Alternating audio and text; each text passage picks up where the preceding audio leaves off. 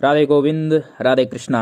स्वागत है मित्रों आपका अपने प्यारे चैनल 7 स्टार एस्ट्रोलॉजर में। मैं आपके साथ पंडित विशाल शास्त्री, आपकी सभी शंकाओं का समाधान करने के लिए, सभी समस्याओं को दूर करने के लिए आज का जो विषय है, आज का जो टॉपिक है, उसमें जानेंगे कि खर मास कब से आरंभ हो रहा है, कब तक रहेगा और खर मास किस महीने को कहते हैं, खर मास में आपको क्या करना चाहिए, क्या नहीं करना चाहिए, और साथ में जानेंगे खर मास की कथा क्या है। क्योंकि जिस किसी भी वस्तु के विषय में शास्त्र में मना किया गया, उसके पीछे कुछ ना कुछ पौराणिक कथाएं हैं, तो उस कथा के विषय में भी आज जानेंगे।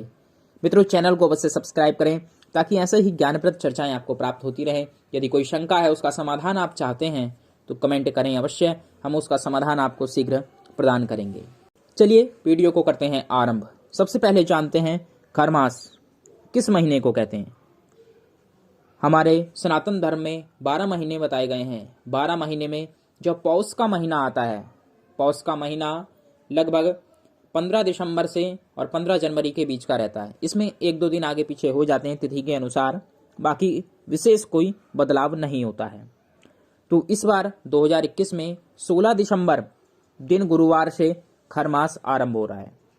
पौष मास को खर मास कहते हैं। क्यों कहते हैं, इसकी कथा हम आपको आगे बतलाएंगे। तो 16 दिसंबर दिन गुरुवार से खर मास आरंभ हो रहा है, जो 14 जनवरी तक रहेगा। खर मास में भगवान सूर्य देवता धनु राशि में चले जाते हैं, क्योंकि भगवान सूर्य देव ज्योतिष के अनुसार एक राशि पर एक महीने भ्रमण करते हैं, यानी एक राशि पर उनका प्रभाव 1 माह तक रहता है। तो ऐसे ही अब धनु राशि में सूर्य देवता प्रवेश कर रहे हैं और 1 महीने तक धनु राशि में रहेंगे। जब वह धनु राशि से मकर राशि में जाएंगे, तब हम उस तिथि को मकर संक्रांति के नाम से जानते हैं।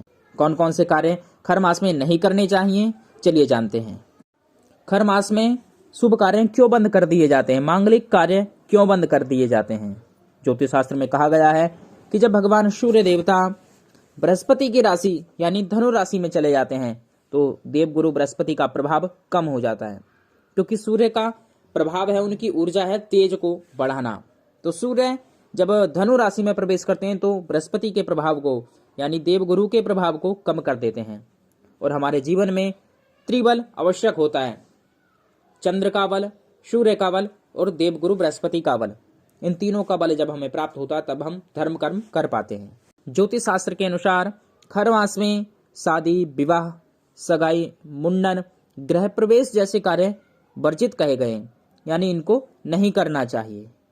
खर मास का समय जो है, कोई विशेष कार्य आरंभ करने के लिए भी शुभ नहीं माना जाता है। जैसे यदि आप कोई बिजनेस, कोई अपना कार्य आगे बढ़ाना चाहते हैं या नया कार्य कोई आरंभ करना चाहते हैं, तो इसमें नहीं करना चाहिए।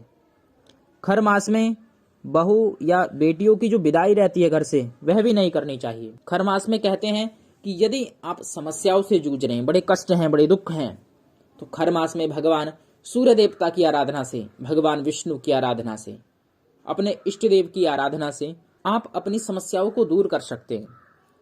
खर मास में आपको ये उपाय अवश्य करने चाहिए। भगवान सूर्य देवता के मंत्रों को आप जपें, नित्य सूर्य देवता को जल दें, भगवान विष्णु के मंत्रों को जपें, इष्ट देवता के मंत्रों को जपें, और शाम को तुलसी माता के समीप में घी का एक दीपक अवश्य प्रज्वलित करना चाहिए। इससे आपकी समस्याएं दूर होंगी, आपका मार्ग प्रशस्त होगा, जिससे आप जीवन में लाभ प्राप्त कर पाएंगे। तो ये बड़ी महत्वपूर्ण भूमिका है, क्योंकि भगवान श्री कृष्ण ने गीता में स्वयं को पौष मास कहा है, यानी यही महीना जिसमें भगवान श्री कृष्ण आपको सारी ऊर्जाएं दे सकते हैं, आपकी समस्याएं दूर कर सकते हैं। तो इस महीने में अपनी साधना को आप बढ़ाएं, अपनी पूजा पाठ को आप बढ़ा सकते हैं। कोई नया कार्य आप नहीं करेंगे, लेकिन जो चल रहा है उसी में आप वृद्धि कर सकते हैं। शास्त्रों में कहा गया है कि इस माह में दिया गया दान निस्वार्थ भाव से, धर्म, तीर्थ आदि में दिया गया दान कई गुना बढ़कर आपको प्राप्त होता है। इसको अक्षय दान के रूप में भी कहा गया है। ऐसे समय में दान करने से आपको अक्षय फल की प्राप्ति होगी। खर मास की एक बड़ी ही पवित्र कथा हमें प्राप्त होती है। मार्कंडेय पुराण के अंतर्गत कहा गया है कि एक बार भगवान सूर्य देवता अपने 7 घोड़ों को लेकर ब्रह्मांड का चक्कर लगा रहे थे, यानी उनका कार्य है बिना गति को अवरोध किए हुए निरंतर भ्रमण करते रहना। इसी प्रकार भगवान सूर्यदेव 7 घोड़ों के साथ परिक्रमा कर रहे थे।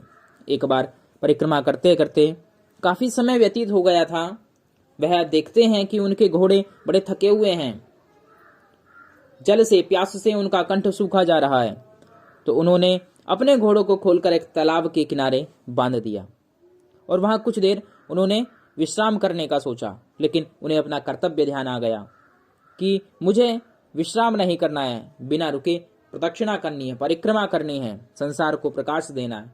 अगर मैं विश्राम ले जाऊंगा, मैं विश्राम करूंगा, तो ये सब जो है अंधकारमय हो जाएगा, संसार में अंधकार छा जाएगा, इसलिए मुझे विश्राम नहीं करना है। उन्होंने देखा कि निकट में ही 2 गंधर्व खड़े हुए थे, जिसे सरल भाषा में हम कहें तो गधे। भगवान सूर्य देवता की दृष्टि जब गधों पर पड़ी तो उन्होंने सोचा कि जब तक ये घोड़े जलपान करते हैं, जल ग्रहण करते हैं, विश्राम करते हैं, तब तक मैं इन गंधर्वों को अपने रथ में जोड़कर अपनी परिक्रमा पूर्ण करता हूं। भगवान सूर्य देवता गंधर्वों को जोड़कर परिक्रमा करने लगे, लेकिन घोड़ों की जो तीव्रता है वह गंधर्वों के अंदर उतनी शक्ति, उतनी क्षमता नहीं थी कि भगवान सूर्य को उतनी गति के साथ परिक्रमा करा पाएं। तो वह परिक्रमा धीरे धीरे करने लगे। जैसे तैसे करके भगवान सूर्य देवता ने 1 माह तक वह परिक्रमा पूर्ण करी। उसके बाद उन्होंने पुनः अपने दिव्य घोड़ों को अपने रथ में जोड़ा। तो कहते हैं वह महीना जिसमें गंधर्वों का प्रयोग भगवान सूर्य देवता ने अपने रथ में किया था, उस माह को पवित्र नहीं माना गया है। इस माह में कोई भी शुभ मांगलिक कार्य नहीं किया जाता है।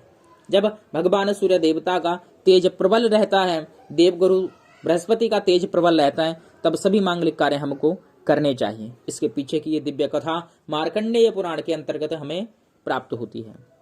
मित्रों, यदि कोई शंका रह गई है आपके मन में, आपके चित्त में, आपके हृदय में, तो आप कमेंट अवश्य करें। आपकी सभी शंकाओं का समाधान आपको प्राप्त होगा। मिलते हैं अगले ज्ञानप्रद वीडियो के साथ। तब तक आनंदित रहिए, मस्त रहिए, मौज में रहिए, मुस्कुराते रहिए। श्री राधे कृष्णा।